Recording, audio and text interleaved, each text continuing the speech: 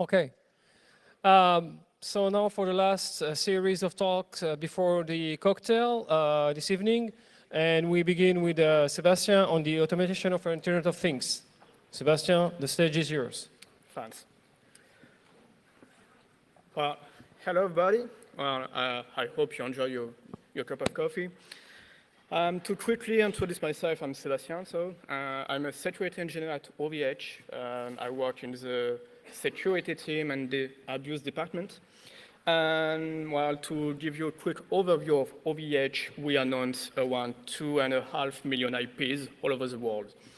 That's pretty nice. In this talk, I'm going to explain you a very, very simple workflow we put in place in order to automate the takedown of IoT botnets.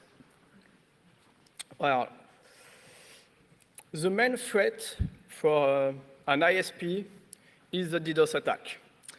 Not really ransomware or whatever. Why? Because we deal with network, and if it collapses, actually our business is just down. So, well, all ISPs receive tons of DDoS stats, and thus we have to protect our infrastructure, our customers from these attacks, and we spend a lot of money in appliances, in network, etc.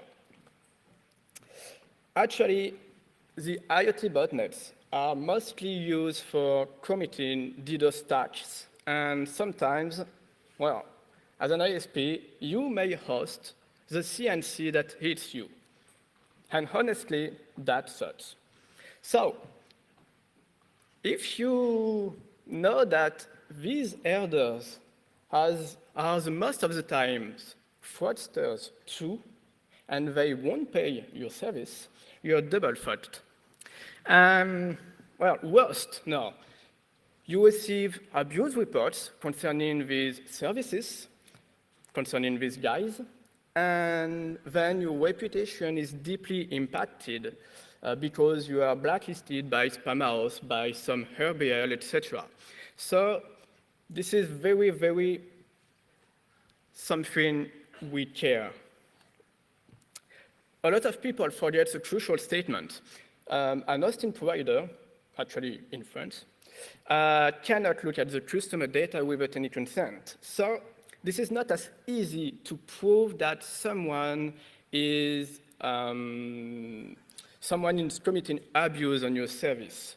So when you think your customers is bad, you have to establish the infringement by gathering evidences. So most of the time, the hoster relies on their abuse system, where they receive tons of abuses, and sometimes tons of noise. Like this screenshot. This is a report for an SSH brute force. Well, nice, but how to be able to check whether the customers has fixed the issue afterwards? We can't. The same way, how to be sure this report has not been sent by someone who wants to tackle his competitor?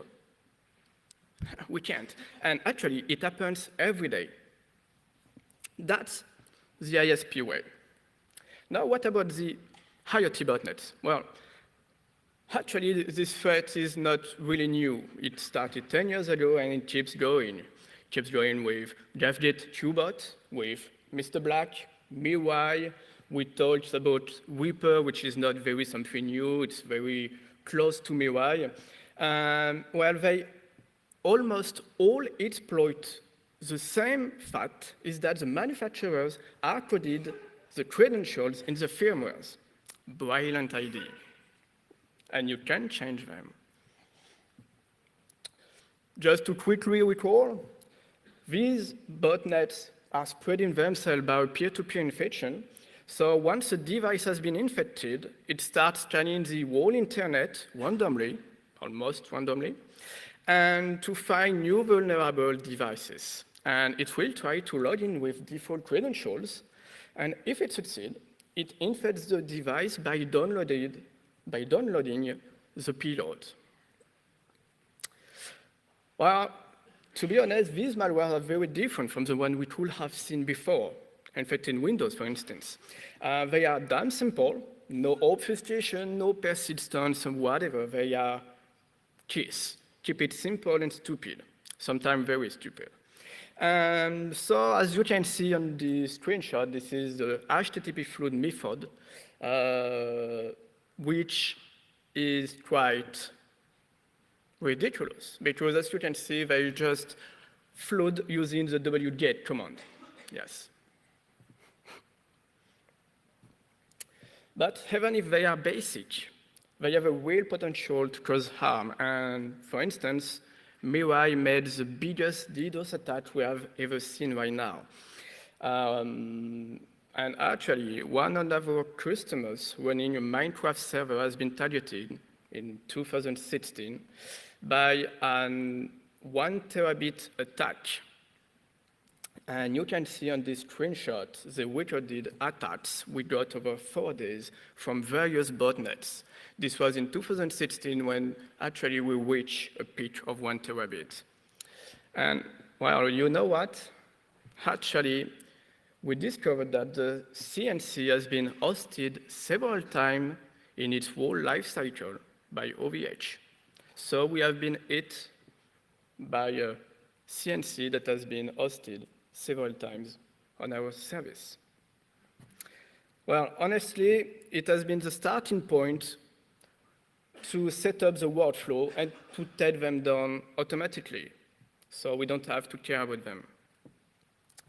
We made a test a year ago, and we figured out that in 2 days, around 2 days, you can have enough bots to cause harm.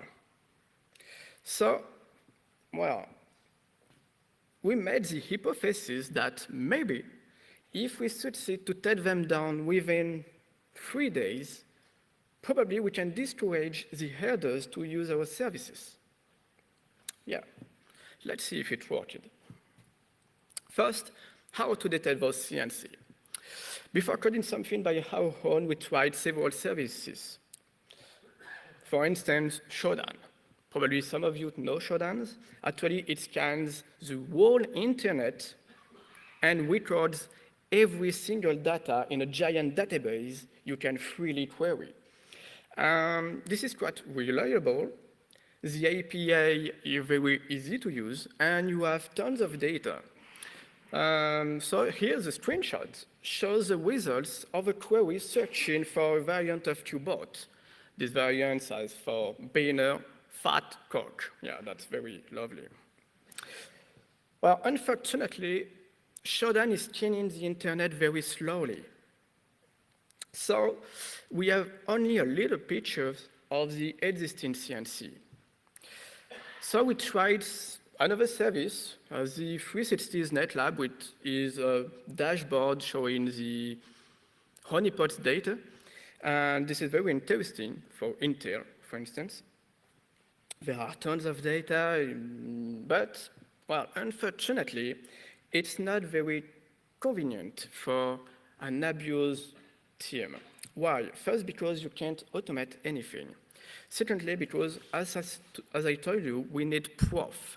And actually, this kind of platform does not provide any proof that we can share with the customer.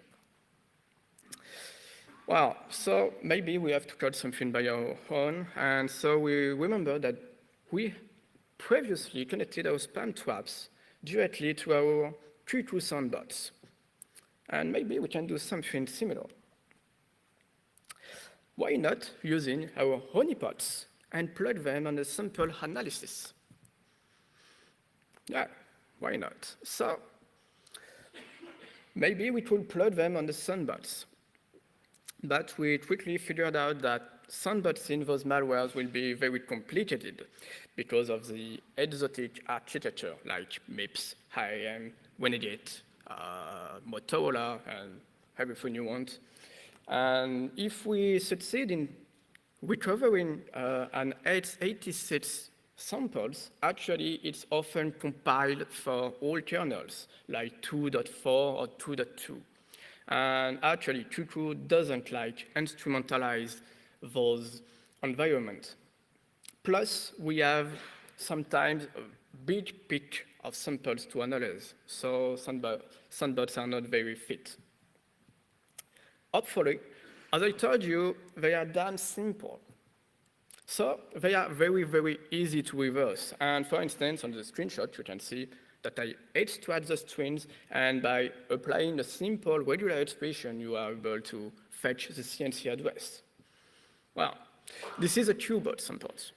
Actually, QBot is not very challenging, so I'm gonna talk about Mirai and focus on Mirai right now. This is the workflow we put in place. Actually, it's a big picture. So the bots, all the internet, are scanning, and sometimes they hit our honeypots. Great. And when Mirai hits an honeypot or hits a device, it will submit a set of commands to test whether you can be a honeypot or not. So it expects from you a very precise answer. To be honest, this is very easy to bypass. So once you answer what is expected, you can get finally the URL to download the samples. And hallelujah, you can start the funny stuff. You can inject the samples in your analysis process, recover the CNC, maybe try in a connection to look whether the CNC is still up, and then send a notification to your abuse. And then the abuse will take an action. Actually, in OVH, we just null root the IP, so it doesn't ping anymore. This is the big picture. Let's get deeper in the sample analysis process. There are three main steps. Actually, I will show you some sensitive data now. First, it may happen that the binary has been patched with UPairits. Well, sometimes it happens, no big deal here, just unpatch it, yes. And maybe you know it, but Mirai has obfuscated strings. So it means you can't recover the CNC as easily as QBot. So you first need to get rid of the obfuscation. Here is the source code of the function of Mirai encrypting and decrypting the strings. And well, as you can see, this is a simple XOR based on a constant named table key. So that's very easy to recover the strings. To do so, personally, I do it the early way by unzoring the entire binary. That's fast, and that's pretty reliable. So on the left, you have the obfuscated binary, and on the right, you have the clean one. And as you can see, that's now very easy to retrieve the CNC. So the string appears, and well, that's pretty easy to automate. Well, just with this method, we succeed in retrieving 6 out of 10 CNC address, just to show you how easy it is. But hopefully, we can do better. Let's improve this. Sometimes, and probably that the headers are too poor to buy a domain name. So they directly hardcode the IP, as shown on this screenshot. Actually, this move is an IP.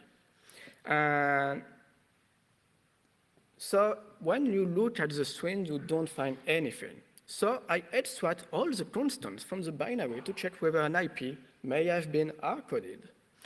That's very easy to do so. Here is the code in Golang, so you can see that there are around 40 lines of Go. I disassemble the binary with a simple object dump that's very efficient because it's very, very fast.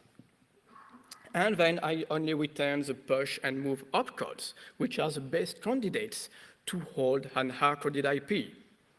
I reconvert the constant this way, and then I just have to check whether this is an IP or not. And if I run the code, here what I get. Well, I fetch, of course, false positives, but with simple heuristics, I am able to find the CNC address, and this within a second. So right now with this method, we succeed retrieving around 2 CNC out of 10. That's better, but we can really improve it. So just let's get back a step behind. Previously, I told you that to answer the binary, I use a default constant. Well, actually, the header sometimes may change this constant. And so you have to find a new way to find this content. To do so, I automated a bit by reverse engineering using the air-to-pipe API. Actually, it's a wrapper for radar, and you can send and submit commands to automate the reverse engineering. Well, 30 lines of Go to recover our other constant. In few words, well, I just disassemble the binary and try to find a very unusual bit shift. And well, by looking backward, I just now try to look at the move, which contains the table key value. That's pretty easy, actually. And if I run this code on 2 binaries, 2 samples, recent sample, the first one has the default key, as you can see, and the second one has a change one. You also can see that the execution time is a bit high, 40 seconds to recover the constant. That's why I only apply this method when the previous one fails. So right now we are able to recover 9 out of 10 CNC address about Mériot and QBot and Mr. Black too. If it fails, well, never mind. I just run a dynamic analysis like usual using an old Raspberry if I find an IRM sample. Now, what about the statistics? Here has the abuse report concerning IoT malware received by OVH each month. We put in place the detection system right after the 1 terabit attack in mid-October 2016, and actually we keep improving it yet. As you can see, we had a lot of notification before we put in place the workflow. In 2016, for instance, we got a lot of reports about tsunami and QBot. When we put in place the workflow, you can see a peak, which is actually the moment where we discovered a lot of CNC we host, and that has never been reported to us. So quickly, we began very reactive to take them down, and we observed that the amount of reports has been drastically reduced. So actually, we can't see it on the graph, but the green average is 5 times smaller than the red ones. So probably that the headers stop hosting their CNC on our network because they know they will be shut very quickly. And actually, here is an abuse report, a screenshot of an abuse report, the workflow submitted. The VPS has been ordered the 30th of November, and the ticket has been created on the 2nd of December. And actually, the 2nd of December is also the date we shut down the IP. So only 3 days after the VPS has been ordered. That's pretty quick. If we look at the discovered CNC, we also reduce the percentage of IoT CNC detected on our network each month. In October and November 2016, actually we were around 15 or 20% of discovered CNC hosted by OVH, and right now we are less than 5% of monthly detected CNC. Well, actually, if we look at the global trend, we can see that these CNC are probably leaving OVH and host their code on another hoster. So, well, we tend to think that if we are more reactive altogether, all ISP, we may be able to impact their business deeply. Of course, it won't prevent the infection because this is a job of the manufacturers. But basically, we are all a target, and sooner or later, we will be under an attack. On the table below, I just compiled some statistics about the command sent by the various IoT CNC. And well, actually, this is the ranking of the most targeted ISPs by these botnets. And as you can see, well, OVH is not the only one which is concerned by this threat. So to briefly conclude, I would say that, well, a week ago, we received a DDoS of 240 million packets per second. Just to give you an overview, the 1 terabit attack we got last year was around 100 million packets per second. So the threat is still present. And well, even if these malware are incredibly simple, they stay harmful. Hopefully, that kind of abuse can be very easily remediated for an hosting provider.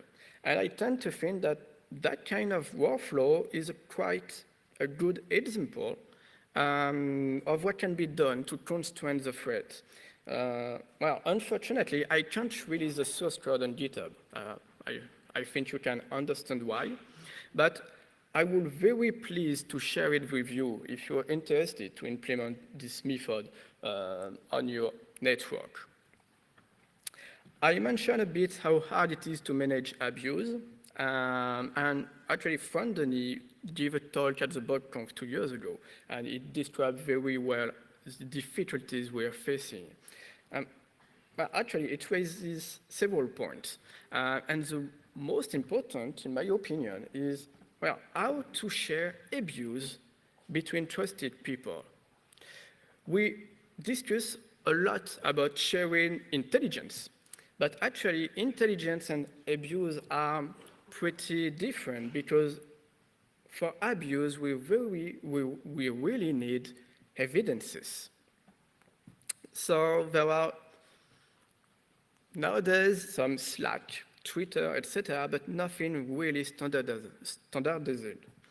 And well, maybe it could be something interesting to reflect on. Thank you.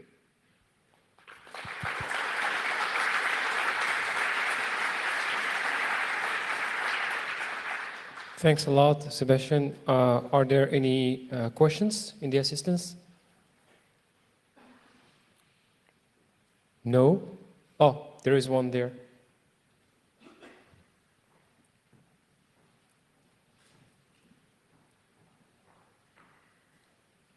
Hi, thanks for your talk. I was wondering about the technique you showed with searching for all numeric constants in the samples and treating them as IP addresses. Wouldn't there be some very elevated false positive rate? Sorry, I didn't hear. Well, I meant when you look for numeric constants in malware samples and treat them as IP addresses and see if they resolve, aren't you going to have a lot of false positives, just statistically? Actually, not really, because I apply some heuristics, as I told you, and I remove very, very weird constant that couldn't be an IP, like 0x, FFFF, etc. So it decreases the amount of candidates. And for each sample, I maybe retrieve around 5 false positives, but which are put away because of the heuristics. We also see the DNS of Google, etc. So that's pretty easy to implement. And it works not only for Mirai, but for Mr. Black and other sort of malwares. Thanks. We have time for one other question, if you have one. No? Okay. Thanks again, Sébastien.